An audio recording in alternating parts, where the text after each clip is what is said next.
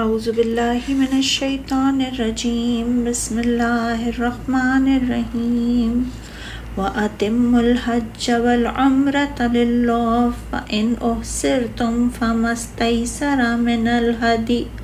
وَلَا تَحْلِقُوا رُؤُوسَكُمْ حَتَّى يَبْلُغَ الْهَدْيُ مَحِلَّهُ فَمَنْ كَانَ مِنْكُمْ مَرِيضًا أَوْ بِهِ أَذًى مِنْ رَأْسِهِ فَفِدْيَةٌ مِنْ صِيَامٍ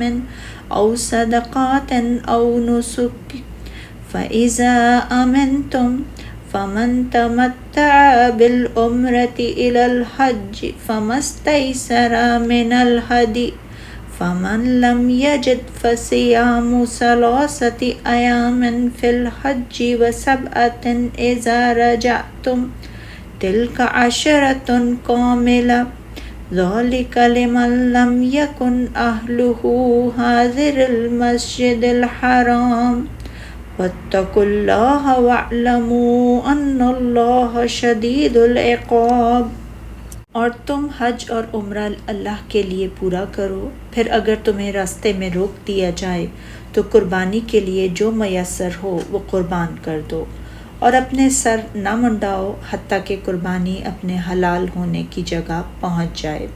پھر اگر کوئی شخص بیمار ہو یا اس کے سر میں کوئی تکلیف ہو اور وہ سر منڈا لے تو فدیے میں روزے رکھے یا صدقہ دے یا قربانی کرے۔ پھر جب تمہیں امن مل جائے اور تم حج سے پہلے مکہ پہنچ جاؤ تو تم میں سے جس نے حج کے احرام تک عمرے کا فائدہ اٹھایا وہ احرام کھول کر جو میسر ہو قربانی کرے۔ پھر جو شخص قربانی نہ پائے تو وہ 3 روزے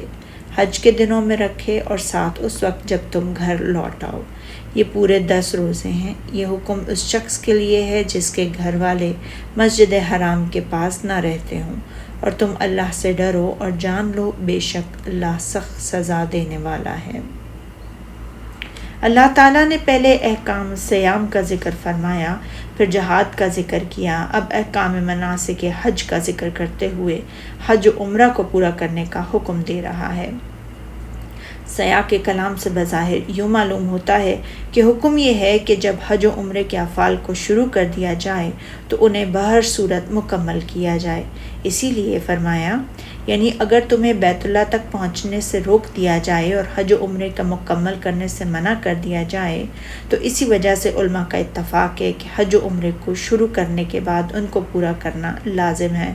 حضرت عمر رضی اللہ تعالیٰ عنہ نے ارشاد باری تعالیٰ ہے، اور تم اللہ کی خوشنودی کے لیے حج و عمرے کو پورا کرو کے بارے میں فرمایا، انہیں پورا کرنے سے مراد یہ ہے کہ ان میں سے ہر ایک کو الگ الگ سر انجام دیا جائے اور عمرے کو حج کے مہینوں کے علاوہ دیگر مہینوں میں سر انجام دیا جائے۔ ارشاد باری تعالیٰ ہے، پھر اگر تم راستے میں روک لیے جاؤ تو جیسی قربانی میسر ہو وہ قربان کر دو۔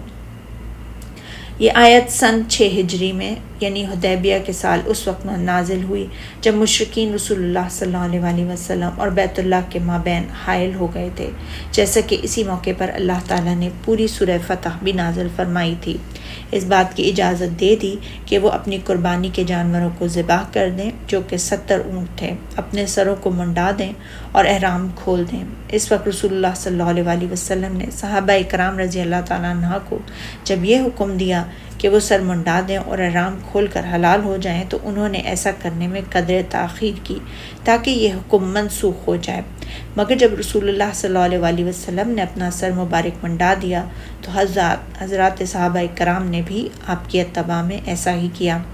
ہاں، البتہ کچھ لوگوں نے بال کٹوا دیے اور کچھ نے منڈوا دیے۔ اسی وجہ سے رسول اللہ صلی اللہ علیہ وسلم نے فرمایا، اللہ تعالیٰ بال منڈوانے والوں پر رحم فرمائے۔ صحابہ کرام نے عرض کیا، اے اللہ کے رسول صلی اللہ علیہ وسلم، بال کٹوانے والوں کے لیے بھی دعا فرمائیں۔ چنانچہ چوتھی بار آپ صلی اللہ علیہ وسلم نے فرمایا، اللہ تعالیٰ بال کٹوانے والوں پر بھی رحم فرمائے۔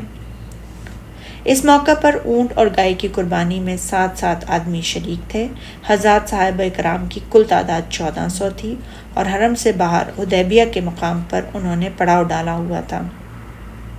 حصر سے مراد ہے راستے کی رکاوٹ، یہ عام ہے، خواہ یہ دشمن کی وجہ سے ہو یا مرض کی وجہ سے، یہ راستے سے بھٹک جانے وغیرہ کی وجہ سے۔ عمرو بن انصار رضی اللہ تعالیٰ عنہ سے روایت ہے کہ میں نے رسول اللہ صلی اللہ علیہ وسلم کو ارشاد فرماتے ہوئے سنا، جس شخص کا کوئی عضو ٹوٹ جائے یا وہ لنگڑا ہو جائے تو وہ حلال ہو جائے تو اسے دوبارہ حج کرنا ہوگا۔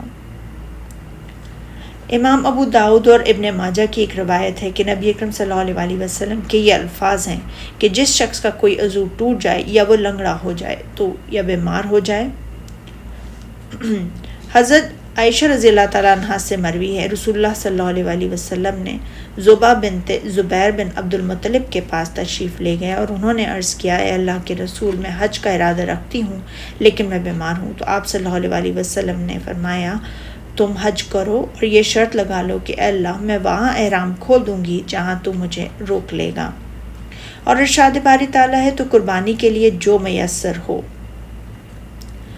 علی ابن طالب سے روایت ہے کہ اس سے مراد بکری ہے، اور احصار کی صورت میں بکری کی قربانی کے صحیح ہونے کی دلیل یہ ہے کہ اللہ تعالیٰ نے اس بات کو واجب قرار دے دیا جیسی قربانی میسر ہو کر دی جائے۔ قربانی پالتو جانوروں یعنی اونٹ، گائے، بھیڑ، بکری ہی کی جا سکتی ہے، البتہ حالت امن میں اور حرم تک پہنچ جانے کی صورت میں سر منڈانا جائز نہیں ہے، حتیٰ کہ قربانی اپنے حلال ہونے کے مقام تک پہنچ جائے۔ اور حج کرنے والا اگر قران ہے تو حج و عمرہ کے افعال سے فارغ ہو جائے، اور اگر مفرد حج آزاد کرنے والا یا متمتع یعنی حج تمتع کرنے والا ہے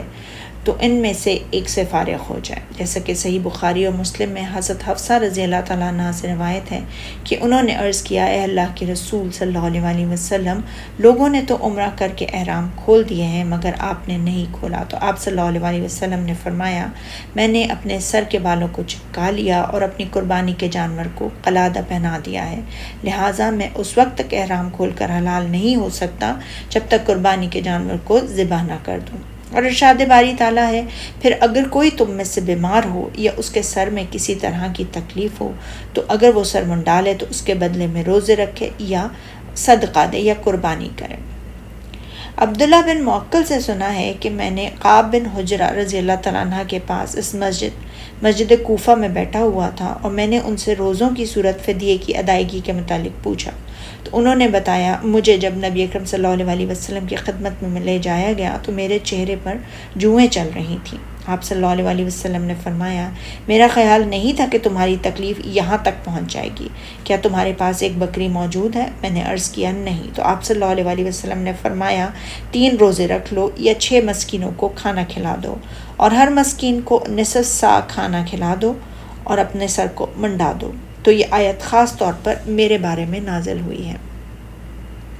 ارشاد باری تعالیٰ ہے، پھر جب تمہیں امن مل جائے اور تم حج سے پہلے مکہ پہنچ جاؤ تو تم میں سے جس نے حج کے احرام تک عمرے کا فائدہ اٹھایا وہ احرام کھول کر جو قربانی میسر ہو کر لے، یعنی جب مناسک حج ادا کرنا تمہارے لیے ممکن ہو جائے، اور تم میں سے جو حج کے وقت تک عمرے تک فائدہ اٹھانا چاہے، اور یہ حکم اس کے لیے ہے جس نے حج و عمرہ دونوں کا احرام باندھا ہو، اور اس کے لیے بھی جس نے صرف پہلے عمرے کا احرام باندھا ہو اور عمرے سے فراغت کے بعد حج کا احرام باندھ لیا ہو۔ اور یہی خاص تمتع ہے جو فقہ کے کلام میں معروف ہے۔ عام تمتع دونوں قسم کی شامل ہے، جیسا کہ صحیح حدیث میں معلوم ہے۔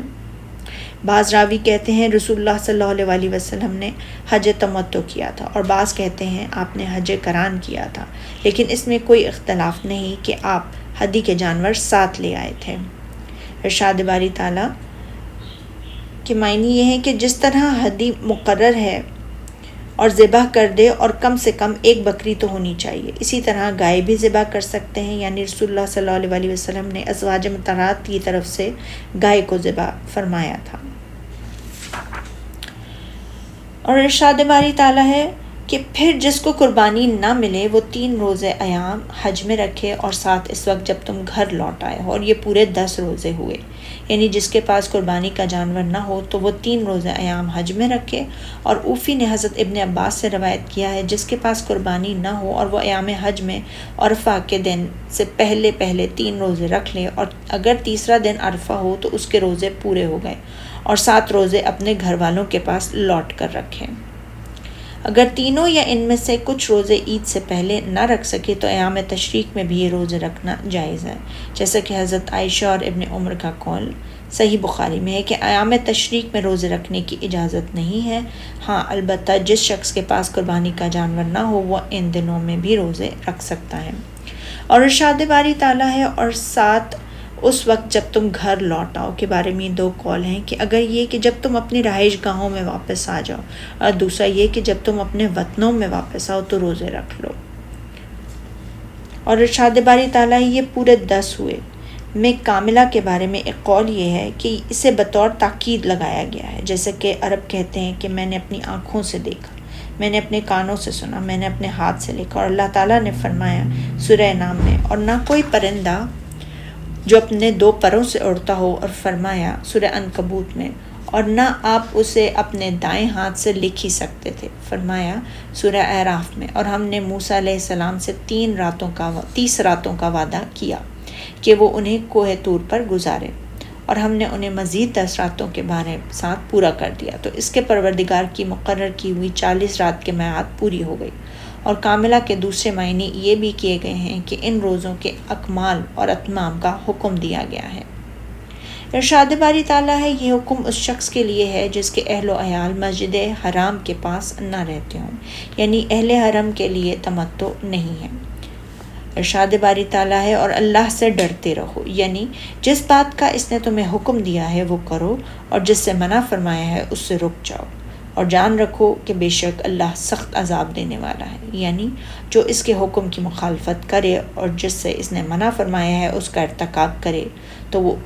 وہ سخت عذاب میں مبتلا کر دے گا۔ صدق اللہ العظیم۔